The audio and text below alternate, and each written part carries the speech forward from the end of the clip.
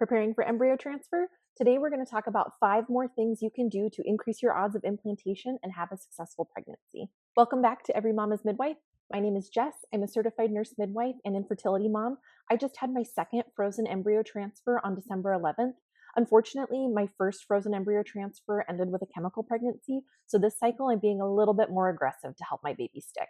These are good tips for any mama during the 2-week wait, regardless of if you're trying to get pregnant through IVF, IUI, or trying to conceive spontaneously. So number 1 on my list is avoiding caffeine, and this one is really hard for me. I live in the Pacific Northwest where it is super dark and rainy this time of year. The sun doesn't rise until after 7, it sets before 4, and it is really hard to get through the first part of my day without a cup of coffee. However, there is an overwhelming amount of research that shows caffeine consumption dramatically decreases your odds of a successful pregnancy. One study found that women who drank 300 milligrams or more of caffeine a day had a 27% lower chance of conceiving each cycle than women who didn't drink any caffeine at all. I personally wasn't super strict about this one with our last embryo transfer, so for this cycle, I stopped drinking caffeine 2 weeks before embryo transfer. If I need a hot beverage in the morning, I just opt for peppermint tea instead. Second on my list is avoiding dairy. Like 68% of the world, I am lactose intolerant, so if I eat dairy, I know it stresses out my immune system and causes inflammation in my body, which is the opposite of what I'm going for when I want an embryo to implant.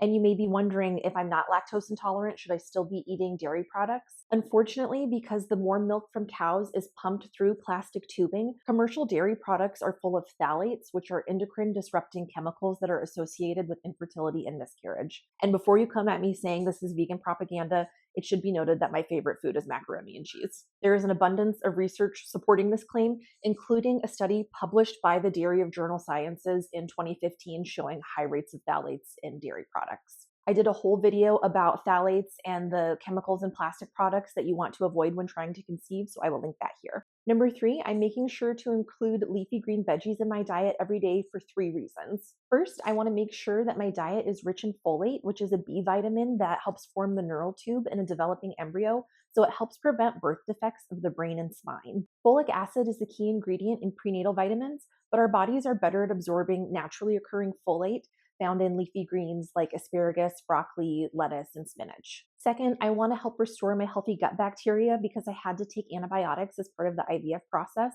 And the best way to do that is just by eating a diet that's rich in fresh fruits and veggies. And third, if I do go on to have a successful pregnancy, I know from past pregnancies that I tend to develop an aversion to veggies pretty early on.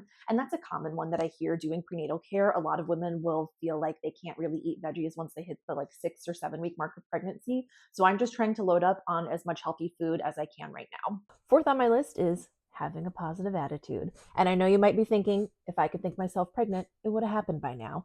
But there is research that shows how our thoughts impact our reality. So if you want to learn more about that, I would highly recommend the book Breaking the Habit of Being Yourself by Dr. Joe Dispenza. I will put the link down in the description. Being positive is not something that comes naturally to me. It absolutely takes a conscious effort on my part, but I do feel like it was something that made a big difference for me the cycle that I conceived my daughter. Instead of getting caught in that negative loop of, oh, this is never going to work, I'm never going to get to have a baby, I made a conscious effort both to shift my thoughts and try to think more positively, but also acted like I was going to be pregnant and like this was definitely going to be the cycle that worked. We had bought our first house about 8 months prior to the IUI cycle where I conceived my daughter, and the room that was going to be her nursery was the room where we were just dumping all of the boxes that we hadn't had time to unpack yet, or we didn't know where stuff was going to go. And so that cycle during the 2-week wait, I said, you know what? I'm going to clean out that nursery. We're going to need it really soon.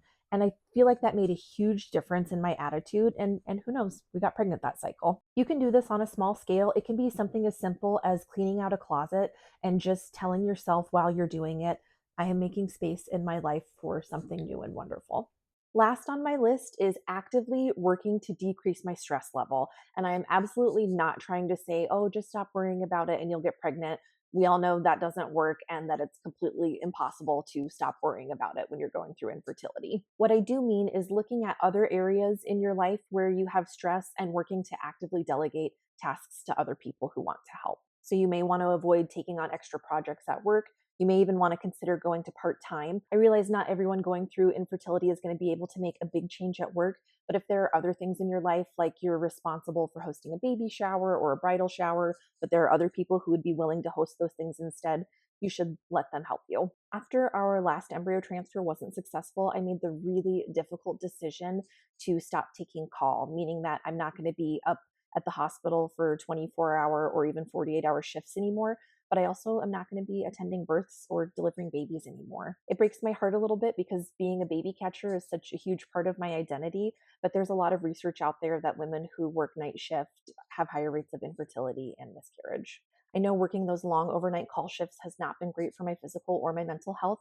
So starting January 1st, I'm going to switch to a clinic only part-time position. So I'll still be doing prenatal care, pap smears, and general women's health visits. This is going to be a really big change for me and for my family, but I am looking forward to being home for dinner every night and getting to sleep in my own bed every night. I hope you found this video helpful. If you missed my first video about implantation tips, I will link that at the end.